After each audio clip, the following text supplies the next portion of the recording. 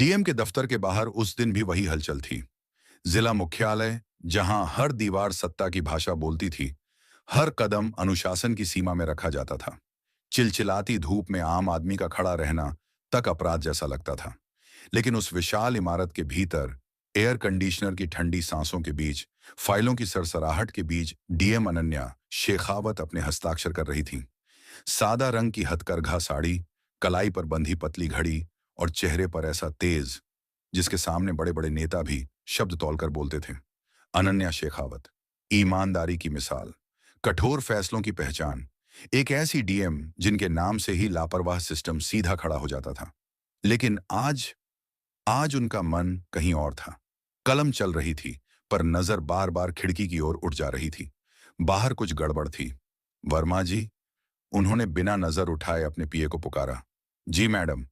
पीए वर्मा जी तुरंत पास आ गए। बाहर क्या हो रहा है? कोई प्रतिनिधिमंडल आया है क्या? वर्मा जी ने हल्का सा झिझकते हुए खिड़की से झांका। नहीं मैडम, दरअसल एक भिखारी है।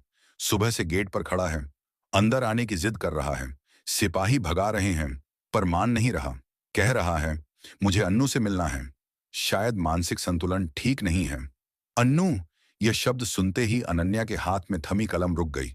दिल जैसे एक पल को भूल गया कि उसे धड़कना भी है। अन्नू, इस नाम से अब कोई उन्हें नहीं बुलाता था। न घर में, न दफ्तर में, न अतीत में। यह नाम तो उस जिंदगी का था जिसे उन्होंने बरसों पहले दफना दिया था। भिखारी, उन्होंने धीमे स्वर में पूछा। जी मैडम, कपड़े फटे हैं, बाल बिखरे हैं, शरीर से बदबू आ रही है। सिपाही उसे थाने ले जाने वाले हैं। तभी बाहर से एक चीख गूंजी। अन्नू, एक बार बाहर आ जा। देख, तेरा आदित्य आया है। आदित्य। अनन्या कुर्सी से ऐसे उठी जैसे किसी ने झटका दे दिया हो। कुर्सी पीछे गिर गई। कमरे में मौजूद अधिकारी सन्न रह गए।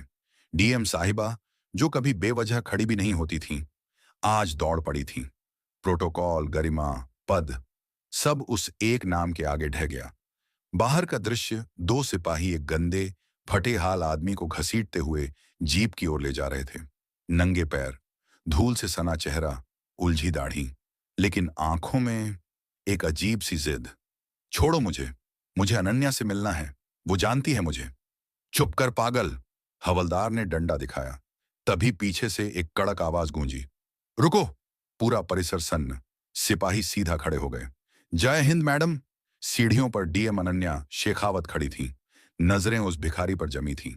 भिखारी ने पलटकर देखा। सादगी वही थी, तेज वही था। बस अब वो सत्ता की ऊंचाई पर थी। उसके सूखे होंठों पर हल्की मुस्कान आई। अन्नू। अनन्या की आंखें भर आईं। आदित्य। और फिर, जिस दृश्य की किसी ने कल्पना नहीं की थी, जिले की सबसे ताकतवर महिला डीएम एक भिखारी के पैरों में गिर पड़ी। माथा उसके धूल भरे पैरों पर। रोना, बच्चों जैसा। तुम इस हाल में कहां थे? मैंने तुम्हें हर जगह ढूंढा। अन्नू, ये क्या कर रही है? लोग देख रहे हैं। अनन्या उठी, भीड़ की ओर देखा और कांपती आवाज में कहा, ये मेरे पति हैं, आदित्य राणावत। सन्नाटा, इतना गहरा कि सांसों की आवाज सुनाई देने लगे। अतीत की परतें, इलाहाबाद यूनिवर्सिटी, सेंट्रल लाइब्रेरी, एक किताब, एक झगड़ा, और वहीं शुरू हुई एक ऐसी प्रेम कथा जो त्याग से लिखी गई थी। अनन्या गरीब घर की लड़की, आईएएस का सपना। आदित्य रजवाड़े का बेटा, बेफिक्र, बिंदास। उसने अपनी बाइक बेची, सोने की चेन बेची, घर से निकाला गया, लेकिन कभी उसका नाम नहीं लिया। अनन्या अफसर बनी, आदित्य सड़क पर खो गया। वर्तमान, जब आदित्य की पीठ पर जख्मों के निशान दिखे, सिगरेट से जलाए गए घाव, टूटा हुआ पैर, अनन्या जमीन पर बैठ गई। ये सब मेरी वजह से नहीं अन्नू, आदित्य बोला। ये तेरे सपनों की कीमत थी। आखिरी दृश्य विस्तारित। जब वीडियो वायरल हुआ, मीडिया आ गई, कमिश्नर का फोन आया। अनन्या ने फोन उठाया।